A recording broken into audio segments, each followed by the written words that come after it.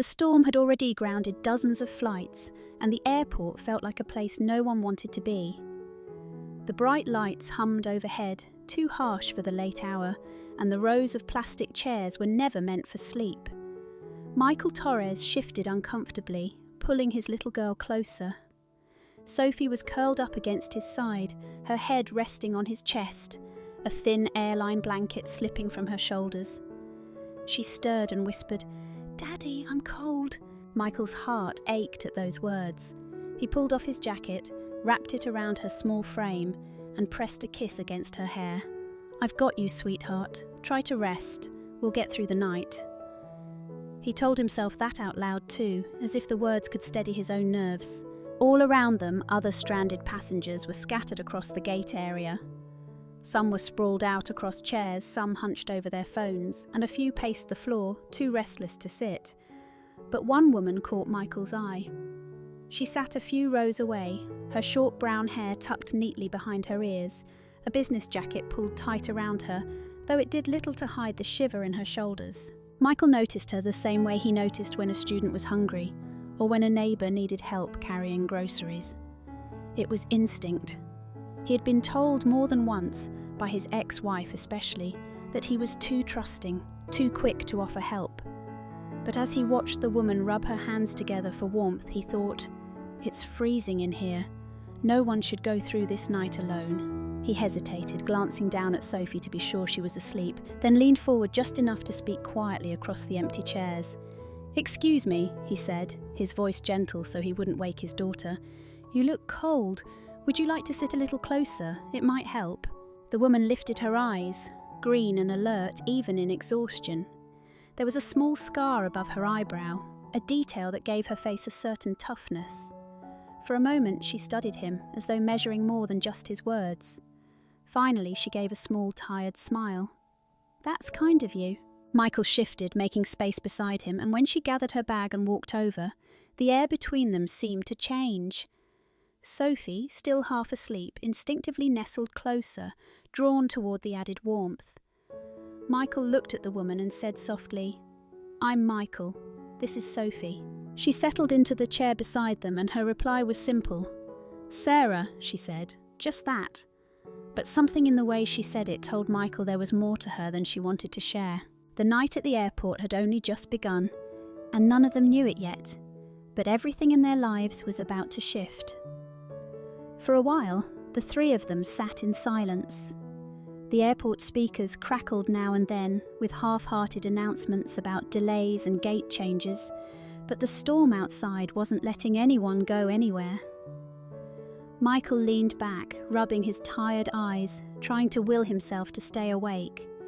He knew Sophie would wake again if she had another dream, and he wanted to be there the moment she stirred.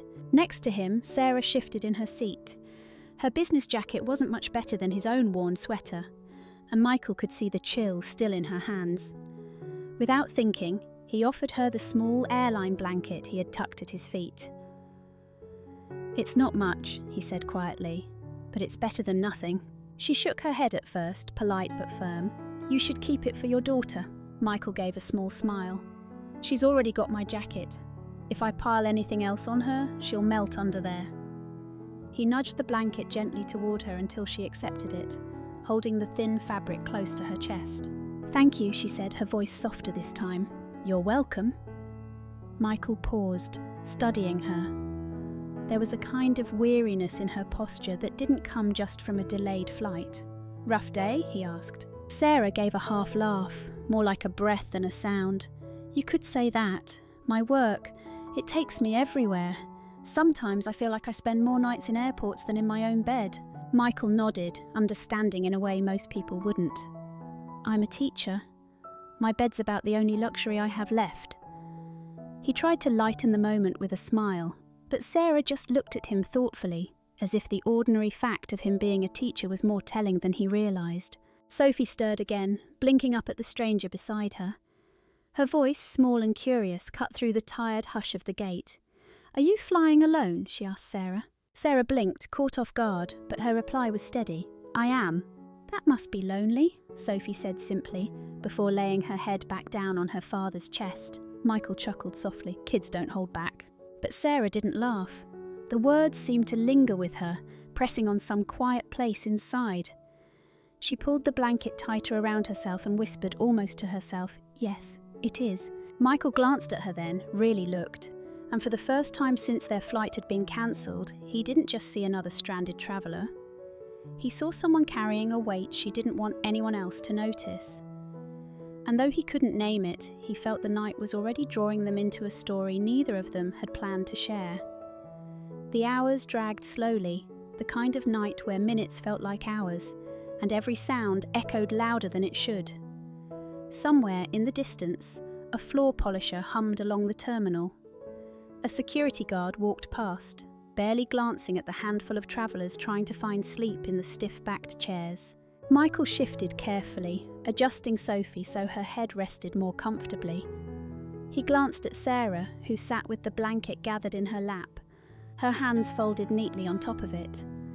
Her posture was relaxed, but her eyes remained sharp, always scanning. It struck him as unusual. Most people in airports looked beaten down, scrolling through their phones or staring into space. She seemed like she was waiting for something. Trying to break the silence, Michael said, "So, what do you do for work? All that travelling must be for something important." Sarah tilted her head slightly as though the answer required more thought than it should have. Then she offered a small practiced smile. "I'm in insurance. I investigate claims, make sure people are telling the truth. It's not exactly glamorous, but it pays the bills." Michael chuckled quietly. "Insurance, huh? You must see the best and worst of people in that job." Her eyes flickered just for a second before she replied, "You could say that." He nodded slowly, believing her, though something about the way she said it felt heavier than she intended. Still, he pressed on, trying to keep the conversation alive. "I teach high school history. Not exactly exciting either, but I like it, keeps me grounded." Sarah studied him, as though comparing the man in front of her with some invisible picture in her mind. Finally, she said, "History teacher and a single dad, that's a lot on your plate." Michael shrugged with a tired smile. "It is, but she's worth every bit of it." He looked down at Sophie, her small body curled in his arms, hair tangled from a long day of travel. "She's my whole world." For a moment, Sarah didn't say anything. She just watched the way his hand instinctively smoothed Sophie's hair, the way his eyes softened when he looked at her. Something inside her chest tightened. She wasn't used to seeing men like this, gentle, patient, giving. Michael glanced back at her. "What about you? Family, kids?" Sarah's lips pressed into a thin line before she shook her head. "No, it's just me." The answer was simple, but her tone carried a weight that made Michael pause. He didn't push, sensing it was one of those truths wrapped in silence. Instead, he leaned back and said quietly, "Well, for what it's worth, you're welcome to share the night with us. Nobody should have to go through this kind of cold alone." Sarah looked at him then, really looked, and for a heartbeat she let her guard drop. "Thank you, Michael," she said softly, and though she didn't explain why, the words seemed to mean more than just gratitude for warmth. The night stretched on, but for the first time since their flight was cancelled, neither of them felt quite so stranded. The terminal had grown quieter as the night pressed on. Most of the stranded travellers had given up trying to sleep and instead slumped in their seats, lost in the endless glow of phone screens. Michael shifted again, feeling the stiffness in his back from the unyielding chair. Sophie murmured something in her sleep, a soft whimper that pulled his attention instantly. He brushed her hair from her face and whispered, "It's okay, baby girl. Daddy's here." Sarah watched the scene, her eyes lingering longer than she meant to. She had seen parents before, plenty of them, but something about this man's patience tugged at her chest. Most fathers she had known in her work came in and out of the picture, distracted, selfish, or absent altogether. This one, this quiet teacher with the tired eyes, treated his daughter as if she was the centre of the universe. Michael leaned forward slightly and lowered his voice. "You want some coffee? I saw a kiosk still open down the hall." Sarah blinked, surprised at the offer. "You don't need to." He was already easing Sophie down gently across the chairs, tucking the blanket around her. "She'll be fine for a minute. I'll grab 2 cups." When he returned, balancing the paper cups, Sarah couldn't help but notice his small act of kindness. He had asked for extra sugar packets even though he didn't know how she liked it. "I didn't know what you take," he said, handing her the cup. "Figured I'd cover the options." She smiled, a real one this time. "That's thoughtful." They sat there with the steam curling into the stale airport air, sipping slowly as the conversation found its rhythm. Michael talked about his students, how some came to school hungry, and how he kept granola bars in his desk for emergencies.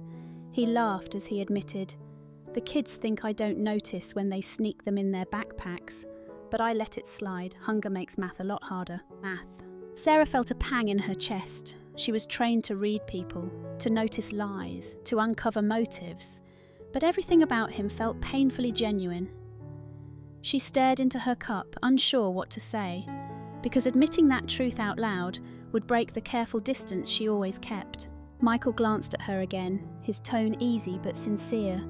"You must see a lot of human nature in your line of work too, the good and the bad." Her throat tightened at the irony. He had no idea how closely she had been watching him for months, cataloguing every part of his life, looking for flaws that weren't there. She forced a steady smile. "Yes, a lot of both." They sat in silence for a moment, the hum of the fluorescent lights above filling the space between them. Then Sophie shifted again, curling closer to her father even in her sleep. And Sarah caught herself wishing, just for a fleeting second, that she belonged in that small circle of warmth. The airport lights never dimmed, and the constant hum of machines made it hard to tell what time it was. For a while, the three of them sat in a pocket of silence, the kind that only comes when exhaustion presses down on everyone at once. Then, suddenly, Sophie jerked awake with a cry that sliced through the quiet. "Daddy! Daddy, the plane's going to fall!" Her little hands clutched at his shirt, her voice shaking with terror. Michael pulled her into his arms instantly, rocking her gently as though they were in the comfort of her own bedroom instead of a row of cold plastic chairs. "Shh, baby girl, you're safe. It was just a dream," he whispered, smoothing her hair. Sophie buried her face against his chest, sobbing. Michael kissed the top of her head. "Remember what we talked about? Planes are safer than cars. We're going to see Grandma and Grandpa in the morning, and everything's going to be okay."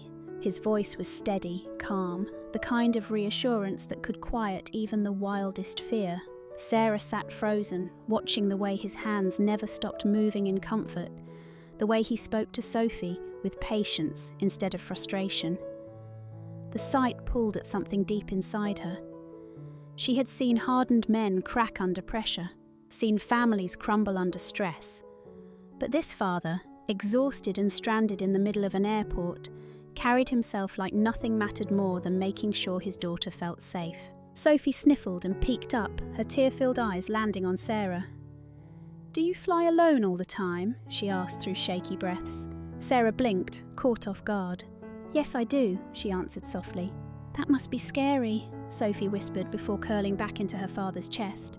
The simple honesty of the child's words hit harder than Sarah expected. She pressed her lips together, her throat tight. She wanted to tell the little girl that nothing scared her, that she was strong, trained, unshakable.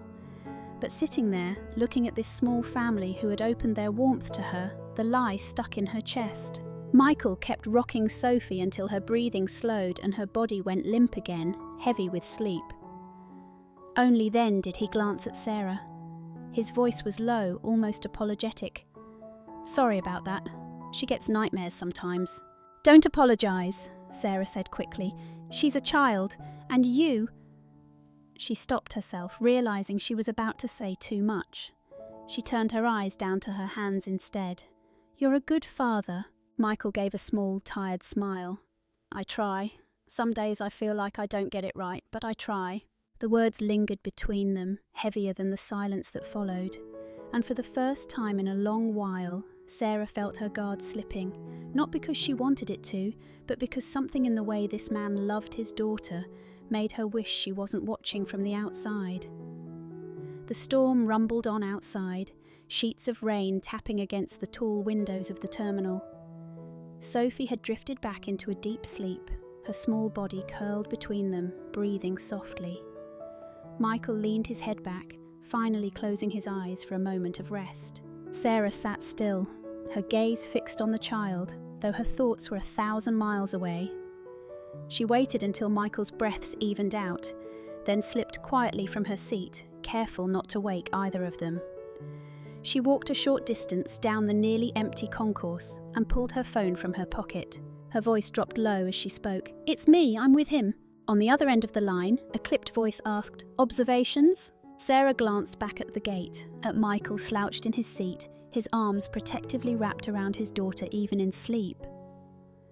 "He doesn't fit the profile," she whispered. "He teaches high school, drives an old car, struggles to pay bills. I've watched him help kids who didn't even have lunch money. If he's hiding something, he's the best actor I've ever seen." There was a pause before the voice replied. "The evidence points to him. Transactions in his name. Accounts tied to his information. Stay close, we need answers." "We." Sarah closed her eyes, feeling the weight of the words pressed down on her. She had followed Michael Torres for months, expecting to uncover greed, dishonesty, maybe even criminal ties. But all she had found was a man stretched thin, doing everything he could to raise his little girl alone. A soft sound broke her thoughts. She turned and saw Sophie stirring, half awake, rubbing her eyes. The girl looked straight at her and mumbled, "Were you talking about my dad?" Sarah froze. For a heartbeat, she felt her carefully built cover slip. She forced a smile, walking quickly back. "No, sweetheart," she said gently, tucking the blanket around her again. "Just work. Go back to sleep." Sophie's lids drooped again, and within moments she was out. But Sarah remained stiff in her seat, her mind racing. She hated the way the question had cut right through her. Michael shifted, opening one eye just enough to murmur, "Everything okay?" Sarah swallowed, her voice steady even though her chest felt tight. "Yeah, just a call from work." He nodded, already half asleep again. But Sarah stayed wide awake, the storm outside echoing the storm inside her. She had a job to do. Yet sitting there, close enough to feel the warmth of a little girl who trusted her and a father who didn't deserve suspicion, Sarah began to wonder if she could keep lying, for her job or for herself. The airport remained hushed except for the distant rumble of thunder and the occasional crackle of the loudspeaker announcing another delay. Michael was asleep again, his arm wrapped securely around Sophie. Sarah sat awake, her thoughts unwilling to rest. She had been trained to separate herself from her targets, to see only data and patterns. But staring at the man slouched in the chair and the child tucked safely against him, her mind wandered back over the months she had spent watching his life. She remembered sitting in a parked car outside a worn brick school, waiting to see if he would slip away to meet someone suspicious. Instead, she saw him carry a box of notebooks into his classroom long after sunset, the windows glowing with soft yellow light while he graded papers alone. She remembered watching him through a rainy windshield one afternoon as he stopped at a small grocery store. He came out with 2 bags of food, then paused when a student from his school waved at him shyly. She had tracked the exchange in her notes, Michael slipping something into the boy's backpack before walking away. Later she learned it was a pack of sandwiches and granola bars, bought with his own money because the student often went hungry. There was another night, a Friday, when most teachers were already home. Sarah had followed him to the baseball field behind the school. She expected nothing more than routine. But what she found was Michael kneeling beside a little boy, showing him how to hold a bat, cheering for him as though the boy were his own. She had watched the child's mother wipe her eyes from the bleachers. Every report she filed had the same contradiction. The financial records painted him as someone moving money through shadow accounts. But the man she saw lived paycheck to paycheck. His car rattled every time he started it. His clothes were clean but worn. There were no luxuries, no signs of hidden wealth. Only long hours, second-hand sacrifices, and the same small apartment he returned to every night with Sophie's hand in his. Now watching the rise and fall of Sophie's breathing as she slept against her father's chest, Sarah felt the truth press harder than ever. This wasn't a criminal hiding in plain sight. This was a man surviving, giving everything he had to a little girl who trusted him with her whole world. And for the first time since she had taken this assignment, Sarah asked herself a question she wasn't supposed to ask. If Michael Torres isn't the one they're looking for, then who is? The first light of morning slipped through the tall windows, painting the empty terminal in pale gold. The storm outside had passed, leaving the glass streaked with rain, but calm now, almost peaceful. Most of the stranded passengers stirred awake, stretching stiff limbs, gathering their bags in slow silence. Michael blinked himself awake and rubbed his eyes, then looked down to find Sophie still fast asleep against his chest. He adjusted the blanket around her shoulders, smiling faintly at the sight of her tangled hair and flushed cheeks. For a moment he forgot the exhaustion, forgot the hard chairs and the endless night. All he saw was his daughter safe in his arms. Sarah watched him quietly, sipping what was left of her coffee. She had spent countless nights in sterile rooms, surrounded by files and screens, her heart untouched by the lives she studied. Yet this night felt different. She had been part of something fragile and real, a circle of warmth she had not expected to find. Sophie stirred at last, stretching her arms with a sleepy groan. Her eyes landed on Sarah, and without hesitation, she reached into the small pocket of her backpack. From it, she pulled a crinkled packet of cookies she had saved from the flight. Still half dreaming, she offered one out with a smile. "It's my last one," she said. "You can have it." Sarah blinked, caught off guard.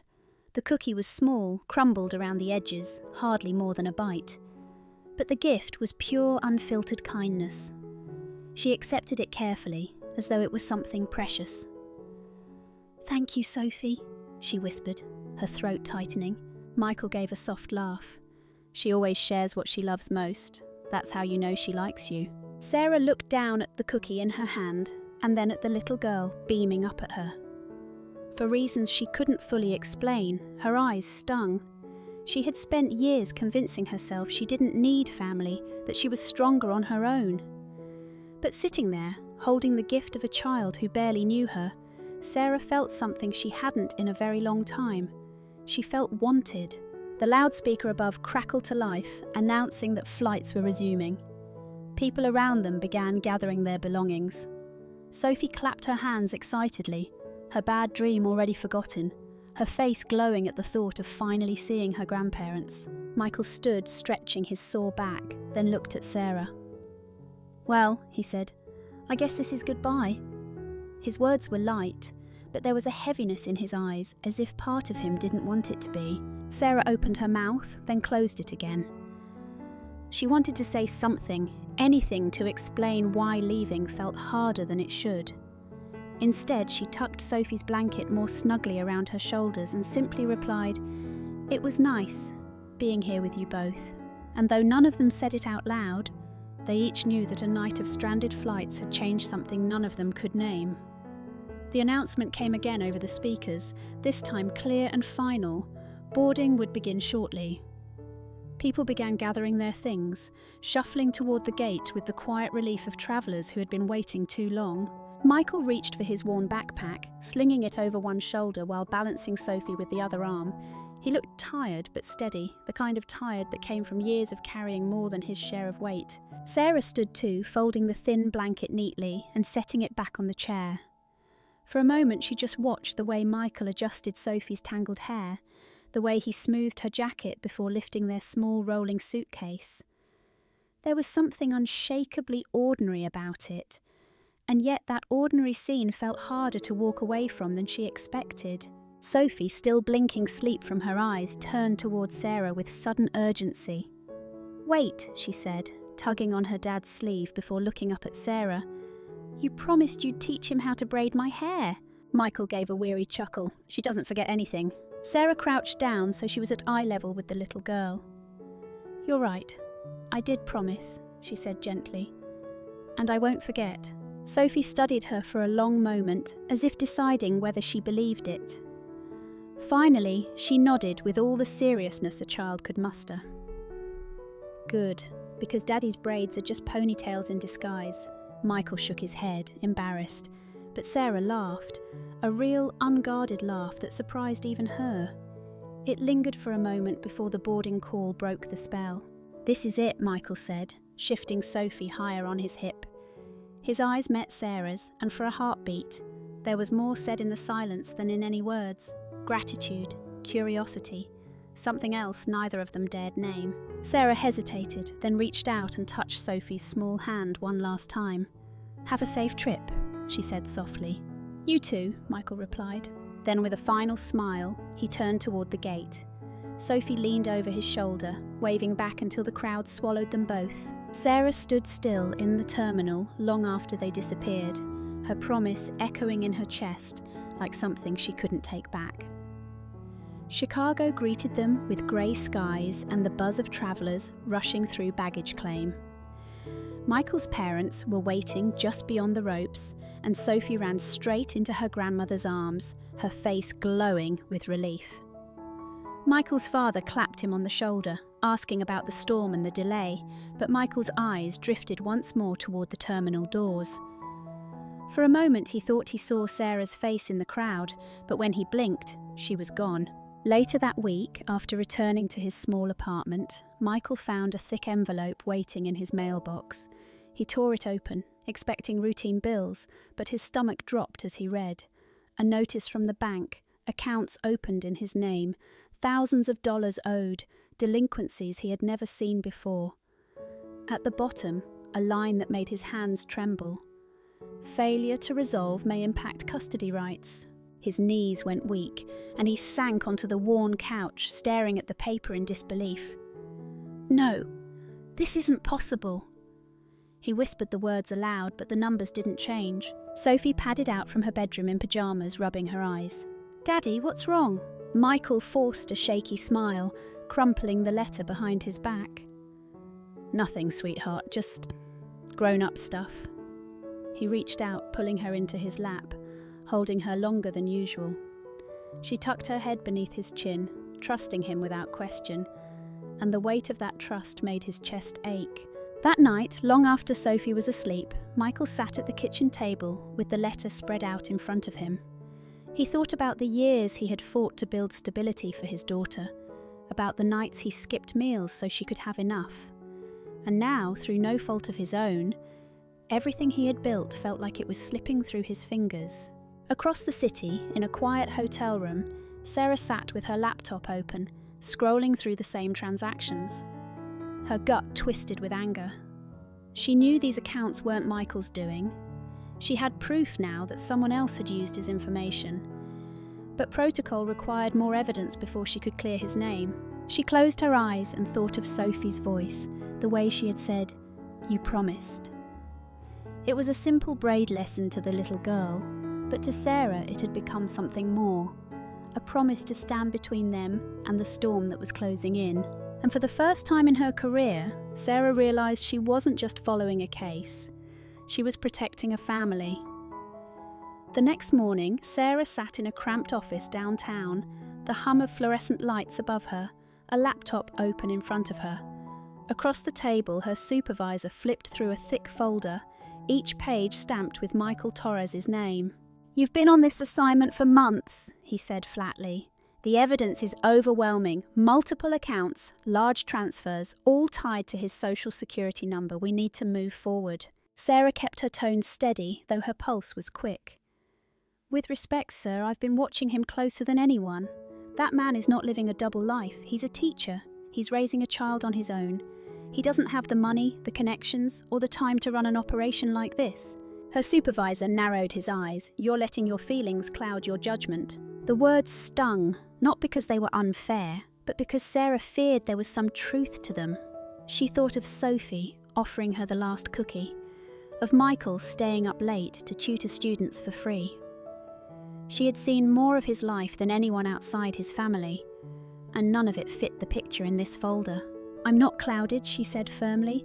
"I'm clear, he's innocent. Someone else is using his identity, and I intend to prove it." The room went quiet. Papers rustled. Finally, the supervisor sighed.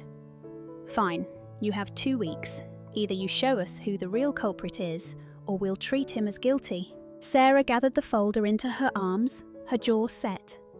As she walked out of the building, the city noises rose around her. honking horns, footsteps on wet pavement. But her mind stayed locked on Michael and Sophie. 2 weeks. 2 weeks to uncover a truth that could either save them or destroy everything they had left. Back in his small apartment, Michael sat at the kitchen table staring at another letter from the bank, his hands pressed to his face.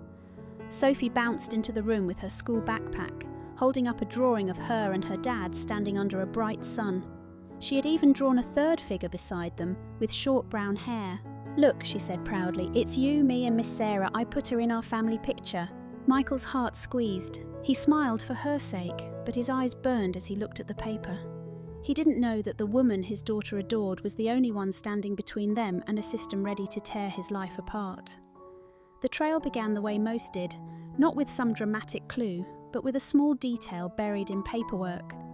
Sarah sat hunched over her laptop in the corner of a coffee shop, scanning through digital statements again.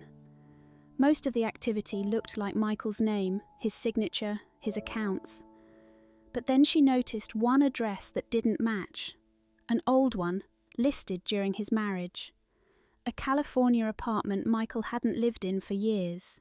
Her gut tightened. She pulled public records, cross-checked utilities, and within hours the picture became clear. The accounts weren't being run from Michael's tiny Chicago apartment. They were tied to his ex-wife Amanda and her new husband, a man with a construction business that had been bleeding money. Sarah leaned back, her hands pressed to her face. It all made sense now, the fake accounts, the loans, the sudden appearance of large transfers. Amanda had access to Michael's information from their years together. She had everything she needed to set him up and walk away clean. That night, Sarah joined a small team as they approached the construction office on the edge of town. It was nothing dramatic, just a weathered building with a flickering sign, the kind of place anyone might drive past without noticing. But inside, the books told the story. Dozens of accounts linked to Michael's name, loans opened with his credit, all funneled into the business Amanda's husband was running into the ground. When Amanda and her husband were led out in handcuffs, the woman's expression wasn't guilt, it was disdain. She caught sight of Sarah and spat bitter words. Michael was never enough, never had the money, never had the drive, at least now his name was good for something. The sentence landed like a blow, even for Sarah. She imagined how those words would cut Michael open if he ever heard them. Hours later, after the paperwork and the arrests, Sarah sat alone in her car, her hands gripping the steering wheel. She should have felt victory. The case was cracked, the truth was clear.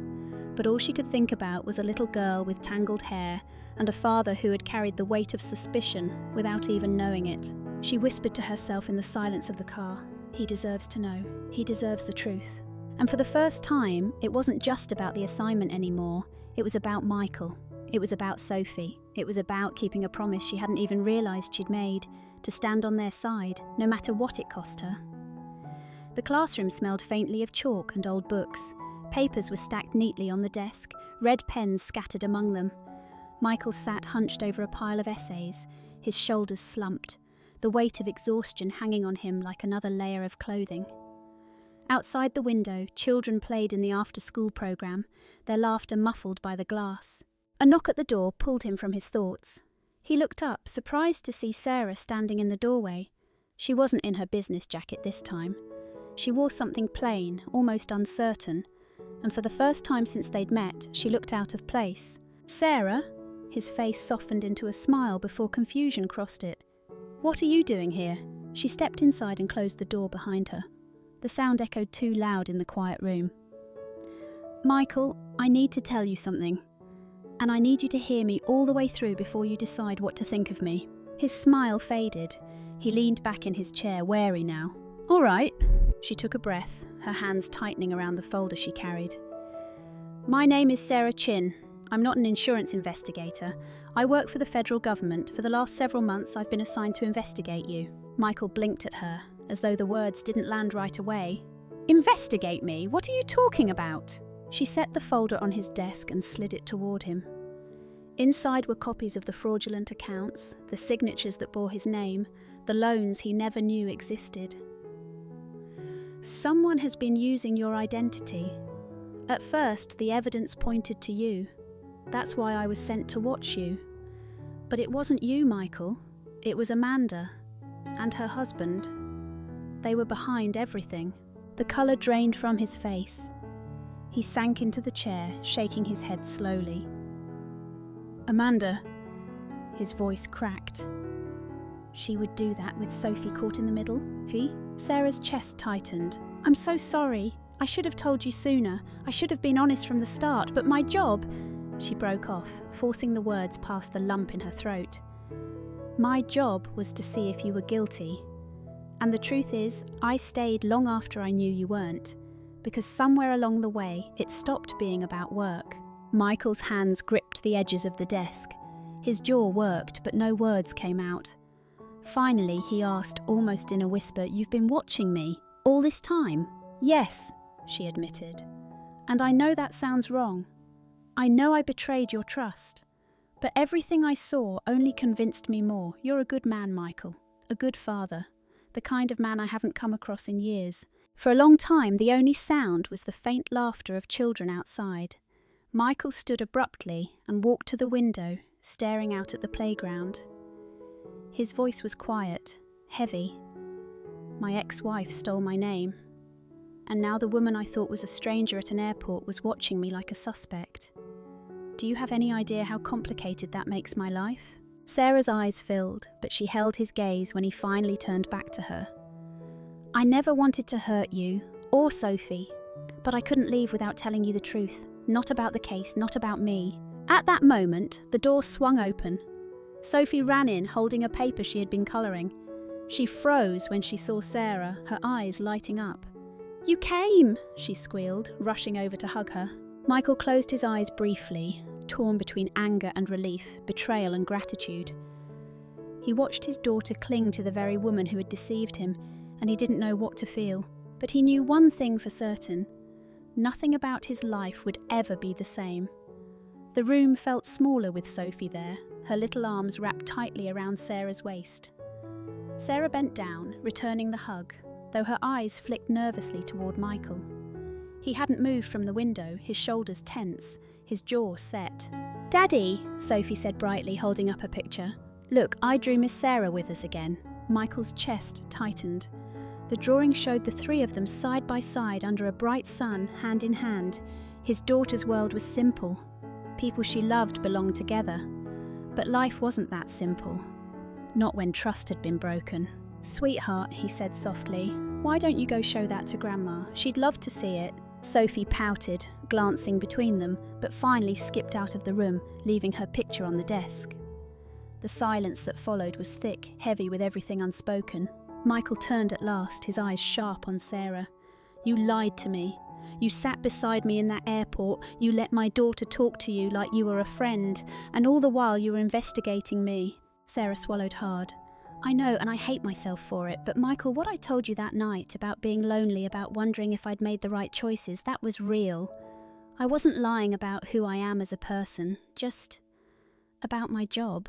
Michael gave a bitter laugh. "That's not a small lie." She nodded, accepting the weight of it. "No, it's not. But I also didn't walk away once I proved you weren't guilty. I stayed. I kept digging because I wanted to clear your name, to protect you and Sophie from what your ex-wife had done." She took a step closer, her voice softer. "I can't undo the lie, but I can choose the truth now. And the truth is, I care about you, about her, more than I ever thought I could." Michael's jaw tightened again, but his eyes wavered. He thought of Sophie's laughter when Sarah braided her doll's hair in the terminal. He thought of the way his daughter's eyes lit up just now, seeing her walk into the classroom. Finally, he let out a long breath. "Trust isn't something you just get back overnight." "I know," Sarah said quietly. He reached for the picture Sophie had left behind, running his thumb over the crayon lines where three figures held hands. "But she believes in you, and she's a better judge of character than I'll ever be." For the first time that day, Michael's voice softened. "Maybe that's enough to start." Sarah's throat tightened. She nodded, blinking back the tears that threatened to fall. It wasn't forgiveness, not yet, but it was a door left open, and for her, that was more than she had hoped for. Weeks passed and life slowly began to settle again. The investigation was officially closed, Michael's name cleared, the weight of suspicion finally lifted. But scars don't fade overnight. There were still bills stacked on his kitchen table, still late nights grading papers, still the ache of wondering how close he had come to losing everything. And yet there were changes too, small ones, almost invisible at first. Sarah started showing up in little ways. One Saturday morning, she stopped by with bagels and coffee, claiming she was just in the neighbourhood. Another evening, she sat cross-legged on the floor of Michael's apartment, patiently teaching him how to braid Sophie's hair. He fumbled, laughed at himself, but Sophie beamed when she saw the braid hold, messy but real. The more Sarah appeared, the more Sophie acted like she had always belonged there. She tugged Sarah by the hand to watch her piano practice, slipped drawings into her bag, and told her secrets with the innocent trust only a child can give. Michael noticed. He noticed how Sophie's smile was wider when Sarah was around, how his own apartment felt less heavy with another adult there to share the load. And slowly, despite the crack in his trust, despite the lie that had once sat between them, he found himself wanting her there too. One evening, after Sophie's school concert, the three of them walked out into the cool night air together. Sophie skipped ahead, humming the tune she had just played. Michael slowed his steps until he was beside Sarah. For a long moment, they walked in silence, the glow of streetlights falling across their faces. Finally, Michael said, "When I first found out who you really were, I thought I'd never forgive you. But then I kept seeing how you looked at Sophie, how she looked at you, and I realised maybe we don't get to choose how people enter our lives. We just choose what we do once they're here." Sarah's eyes shimmered as she looked at him. "And what do you want to do, Michael?" He let out a breath, one that felt like he had been holding it for months. "I want to see where this goes, for her, for me, for all of us." Ahead of them, Sophie spun around, her small hands on her hips. "Are you two coming or not?" she called with a grin. Michael laughed, shaking his head, and Sarah couldn't stop the smile that broke across her face. They caught up with Sophie, walking together beneath the quiet glow of the city lights. It wasn't perfect. It wasn't simple. But it was real. And for the first time in a very long time, all three of them felt like they were exactly where they were meant to be. Lesson. Sometimes the people we suspect the most are the ones carrying the heaviest burdens with the purest hearts. Trust, once broken, takes time to rebuild. But love, patience, and honesty can turn even the most unlikely encounters into a family worth fighting for. Thank you so much for staying with us until the very end of this story. I'm truly grateful for your time. If you enjoyed it, please don't forget to like the video and subscribe to the channel. I'll see you again soon here on Rain Inside.